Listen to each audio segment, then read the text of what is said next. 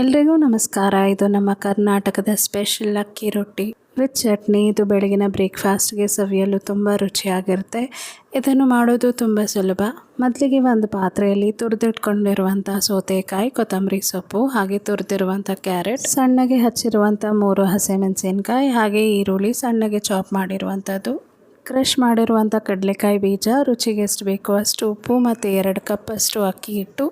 ನಿಮಗೆ ಅಕ್ಕಿ ರೊಟ್ಟಿ ಮೃದುವಾಗಬೇಕು ಅಂತಂದರೆ ಬಿಸಿನೀರು ಹಾಕಿ ಕಲಿಸ್ಬೋದು, ಇಲ್ಲಾಂದರೆ ತಣ್ಣೀರಲ್ಲೇ ಮಿಕ್ಸ್ ಮಾಡಿ. ನಾನು ಇಲ್ಲಿ ತಣ್ಣೀರನ್ನೇ ಬಳಸ್ಬಿಟ್ಟು ಮಿಕ್ಸ್ ಮಾಡ್ತಾಯಿದ್ದೀನಿ. ಈ ರೀತಿ ಮಿಕ್ಸ್ ಮಾಡಿದರೆ ಇದು ಕಂಪ್ಲೀಟ್ ಆಗುತ್ತೆ. ಒಂದು 20 ನಿಮಿಷ ಸೈಡಲ್ಲಿ ಬಟರ್ ಪೇಪರ್ ಕ್ಲೋಸ್ ಮಾಡಿ ಇಟ್ಟರೆ ಆಯಿತು. ಒಂದು 20 ನಿಮಿಷದ ನಂತರ ರಿಯೂಸಬಲ್ ಬಟರ್ ಶೀಟ್ನ ಈ ರೀತಿ ಒಂದು ಮಣೆ ಮೇಲೆ ಹಾಕಿ ಒಂದು ಸ್ವಲ್ಪ ಎಣ್ಣೆ ಹಾಕ್ಕೊಂಡು ಈ ರೀತಿ ತಟ್ಕೋಬೇಕು.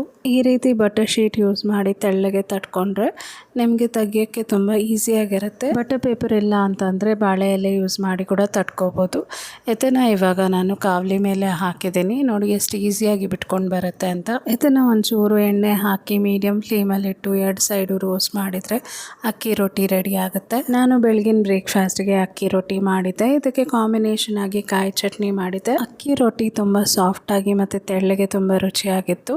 ನಿಮಗೆ ಈ ರೆಸಿಪಿ ಇಷ್ಟ ಆಗಿದ್ರೆ ಹೇಗಾಯಿತು ಅಂತ ಒಂದ್ಸತಿ ಟ್ರೈ ಮಾಡಿ ಕಮೆಂಟ್ ಮಾಡಿ.